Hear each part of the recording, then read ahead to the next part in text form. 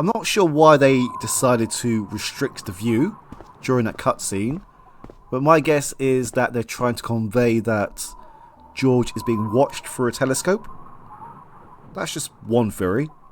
Centuries of hot days and cold nights had opened a crack in the cliff edge, deep into the living rock.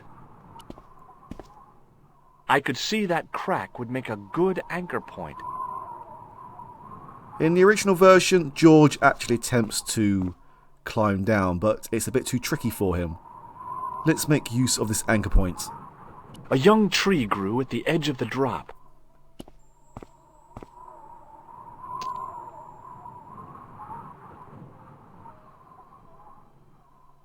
I'd damaged that tree enough for one day. With a flourish, I tied the end of the towel to the stick with a textbook reef knot. I was now in possession of the patented Stobart stick towel. If I could only think of a use for it. I could see that crack would make a good anchor point.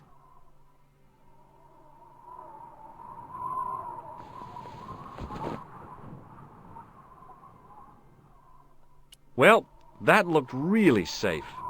But I had no choice. I hadn't anticipated going mountaineering when I'd come to Syria.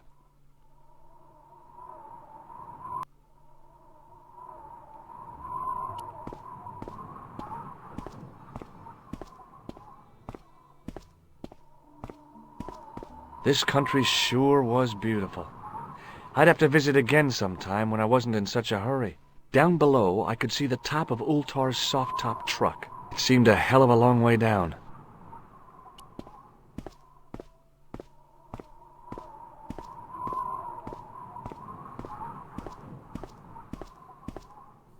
Close up, the niche looked somehow artificial.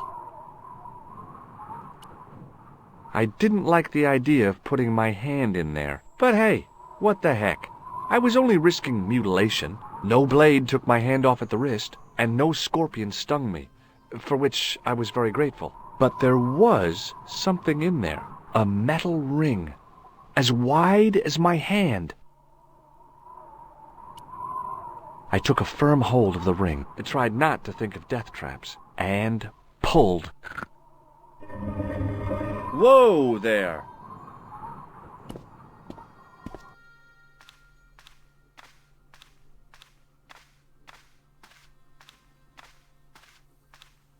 Around the corner, I found the corpse. Oh my God.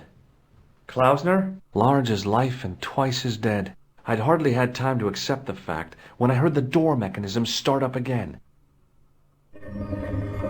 Oh man, no! The door had slammed shut, trapping me.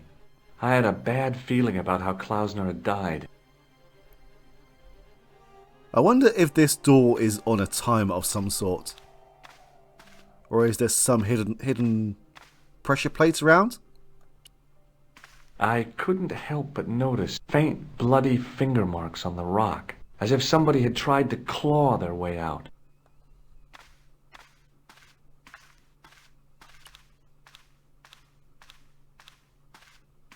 A stone head bearing 3 bearded faces. It was a strange image, but a powerful one, redolent with antiquity and ancient mysteries. I'm surprised that George doesn't recognize this from the manuscript. I couldn't think of anything to do with the statue, apart from scaring small children with it. What happened to his shirt? Whatever had been in the bottle had been drunk. Klausner must have died of thirst and dehydration.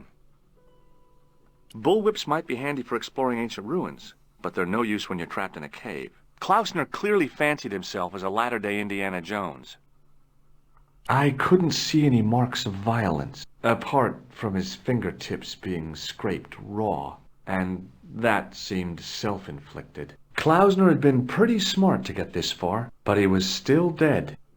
I searched the corpse. No portable phone, no demolition charges, no 5-course meal. You'd think international conspirators would go around better equipped. I don't think portable phones were that common in 1996. They were definitely around, but I'm not sure what kind of signal you would get from a cave in Syria. The pocket was empty. The smell of the corpse reminded me of something. It was my favorite brie back in Paris. Nice. I've done more fun things in my life than searching a corpse, but as my life expectancy wasn't great, I figured I should try every new challenge that came my way. I cautiously flicked open the jacket. A leather pouch was tucked behind Klausner's body. Hey, what's this? I'd found some kind of lens. A very old lens made from a very hard glass. That settled it. The knight on the manuscript had been holding a lens the whole time, not a crystal ball.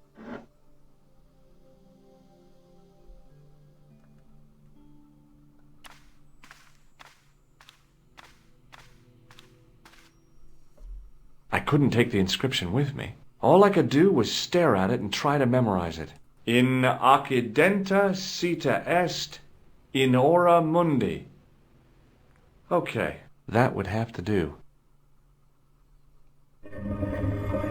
The mouth's opening. It must be Ultar. My God, if he comes in, we'll both be trapped. Ultar! Don't come in! It's a trap! Stay where you are! You! Hello, Mr. Stobart. We meet in the most unusual places. Please, do not make any sudden moves. I have no desire to maim you. Did you say maim? I did. Dead men tell no tales, as you say. And I want to hear everything that you have to tell me. And what if I don't want to talk? Then I shall, most regrettably, have to kill you. Rest assured, however, that I am an excellent shot you would not suffer. Oh, that's good. Believe me, I'm really assured. It is rather dark in here.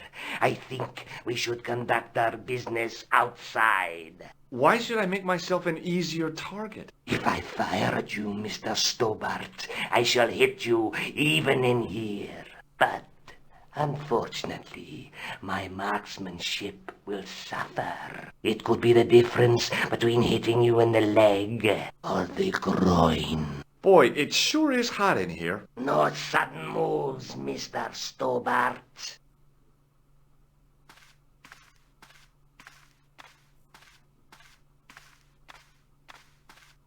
Now then, where shall we start? How about being bosom buddies and you putting that gun away? Klausner, do you know where he is? In the original version, it is possible to die if you make the wrong choices. In this version, it's impossible to die, so I'm going to make all the wrong choices. Klausner? Who the hell's Klausner? I followed his trail here, as I believe did you. I never heard of this Klausner guy before. I just asked around about strangers and got lucky. Luck is a commodity that you are sorely pressed for now, Mr. Stobart. I have been watching you since you arrived in Marib. You have? I never noticed you. Precisely my point. You don't know what I know. Please, bear this in mind when answering my next questions. Now, where is Klausner? I'm telling you, I never heard of the man, and I don't know where he is. Maybe we can cut a deal. What is to stop me killing you anyway? Yep, he's dead. Just around the corner of the cave. You want to look? I'll take your word for it. How did he die? Starvation or dehydration by the look of it. He was caught in this trap you were shouting about. Yes, I suspected as much. The Templars were not ones to give away their secrets lightly. Was there anything else? Well, there is something, I guess, but you can't move it. Yes? What is it? It's a treasure map. X marks the spot. Come now, do you expect me to believe that? Yeah, okay. You caught me. But round the corner, there is something in Latin up on the wall. Latin? Do you remember it, Mr. Stobart? In accidenta cita est, in ora mundi. Ah, the words of Caesar. Yes, that makes sense. Well, I know that roughly it means to the west, to the edge of the world. But what the heck is that about? It tells me where the sword of Baphomet lies. Mr. Stobart, I am sure that you are just what you appear to be. A gifted amateur. Thanks, I think. But I can no longer tolerate your interference. There is far more at stake than you realize. So what are you gonna do? I regret that we must end this here and now. Your only choice now is whether you die like a man or like a dog. Woof woof. Hey, look now. Don't kill me. I've got money. Maybe we can cut a deal. You disappoint me. Okay, you're the boss. I'll take my medicine. I should like to shake your hand. Hold on. It's not every day a guy gets to die. Very well. Give me a minute to prepare myself. Don't I get a last meal? I needed a plan, but was desperately running out of time.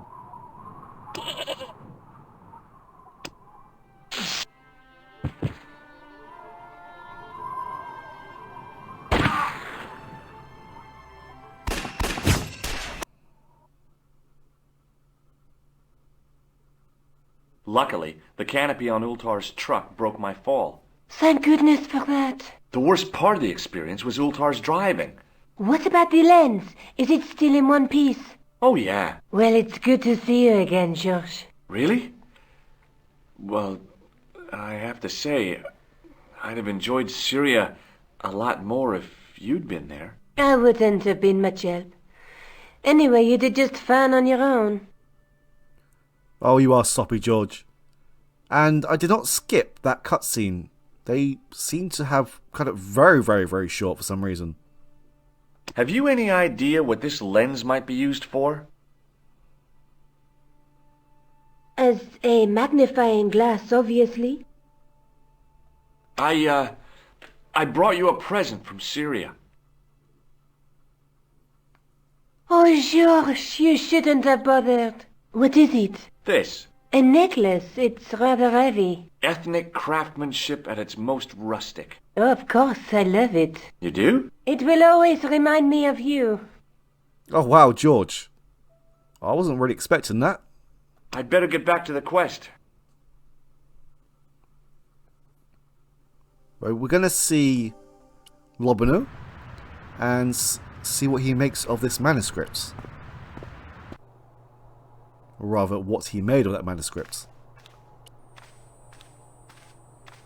The case was empty. The glass case was intact, but the tripod had been replaced by a sign reading, "Exhibit temporarily removed." Pardon me. Oui, monsieur?